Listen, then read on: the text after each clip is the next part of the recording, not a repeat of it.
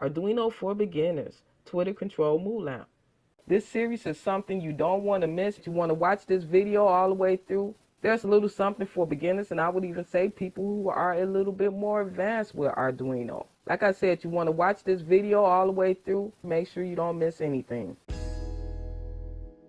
I'm Ebonygeek45, and I would say make sure to hit your subscriber button. I would say smash that subscriber button. Subscribe to my channel. Hit that notification button so that you will be notified whenever I do a new upload. Enjoy the videos and take your time going through them so that you understand exactly what's going on in the videos. And here we go.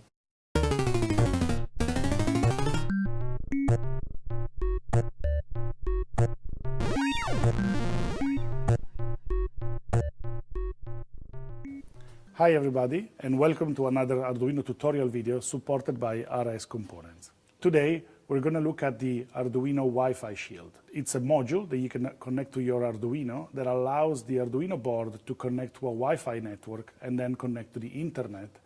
And we can make all sorts of devices using this tool.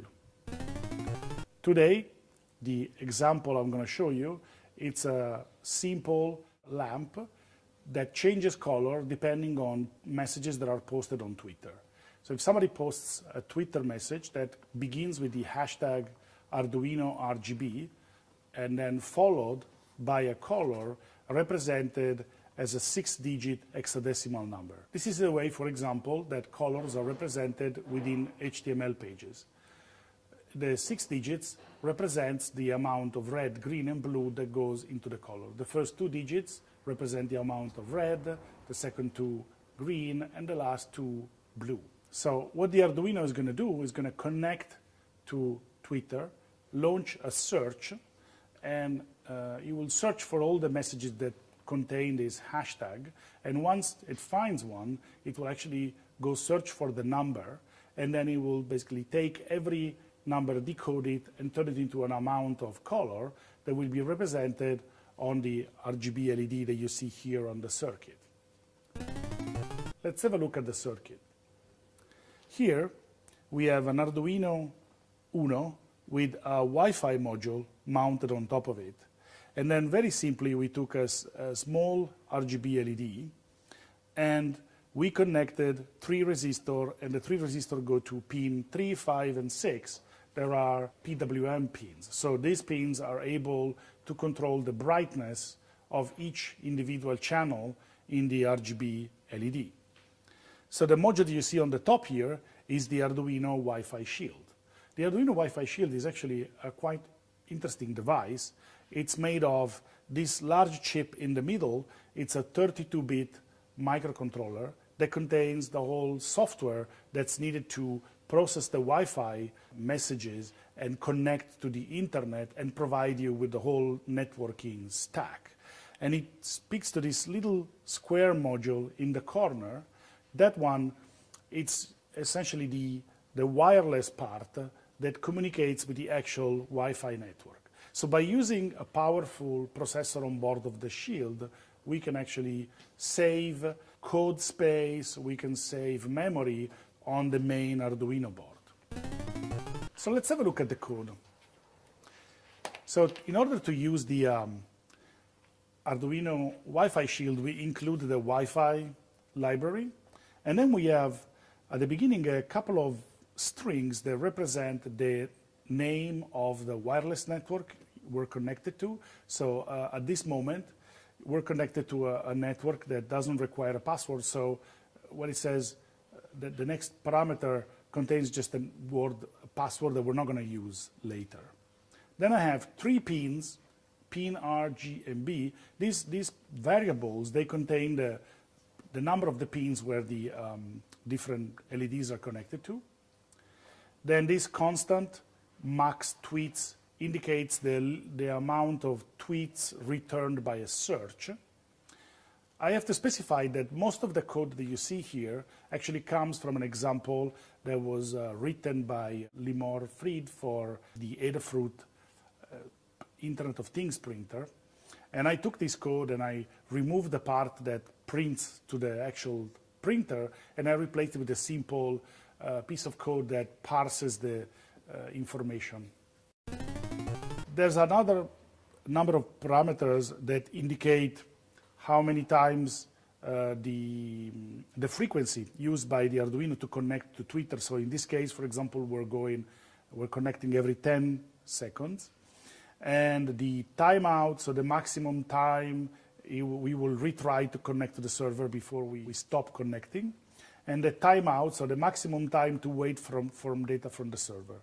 So there's a number of internal parameters that are maybe too long to explain right now. So we create a Wi-Fi client. We specify the server name. We specify the query string, in this case, Arduino RGB. Then I'm going to skip this rest of the code just to show you quickly how easy it is to connect to the Wi-Fi. So here we check if the Wi-Fi shield is actually mounted on the board. Then we check if we're connected. And then we just basically say Wi-Fi.begin SSID. If I need to specify a password, here after the comment, you see I can put comma pass, and that will specify SSID and password. And then we wait for 10 seconds. And that should be enough for a connection. And this is going to try and retry to connect to the Wi-Fi network until we're connected. Print Wi-Fi status will tell us, okay, you're connected, this is your IP number, this is the network you're connected to, and everything else. And then during the loop, what we're going to do, we're just going to create a connection to the server.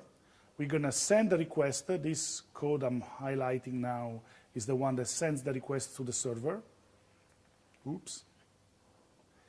And then later on, once the data is being received, it says here processing results. So we go to this function called JSON parse. JSON parse does quite a lot of work in processing the data that comes from the server, but what's interesting for us is here. Basically, I'm saying if the length of the message that we received is less than 20, it means that the message is short enough to be the hashtag plus the color. So I'm going to decode the color, print out the values I'm going to send to the LED, and I'm using analog write to set the color of each channel of the LED. And then we're just going to print some other debugging information if we want to know that everything worked out. And then we're going to reset the timestamp so that we can check in again 10 seconds. So here I'm going to bring in the debugging message. So if Davide, can you please send a tweet? So we're going to ask our friend Davide to send a tweet with a color, maybe send FF0000, so that represents the full red color. So now the tweet has been sent. It's going to take us a few seconds before Twitter stores the tweet and makes it available in the search. So at the moment you can see the log is just saying that it's waiting for results, there's no new result, pausing. At the moment, it's connecting every 10 seconds.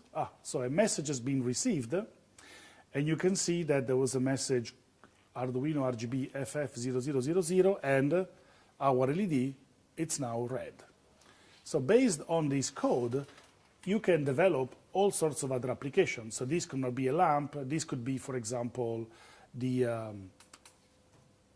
watering your plants in the garden, or this could be the heating in your mountain home or something like that. So we could attach almost anything to this Arduino and make it Wi-Fi enabled. So thank you for joining us. I hope you enjoyed this project.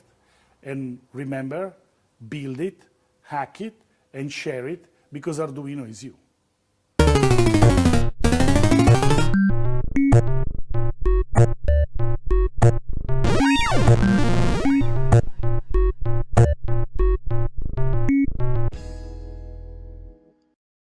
And this is Ebonygeek45.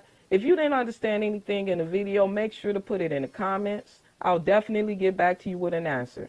If you haven't subscribed to my channel already, make sure to smash that subscribe button. While you're at it, make sure to hit that notification bell so that you'll be notified whenever I upload new videos. I want to thank you for subscribing ahead of time, and don't forget to subscribe. As always, this is Ebonygeek45. Happy tinkering, happy coding. Today is a great day to learn something. And bye-bye.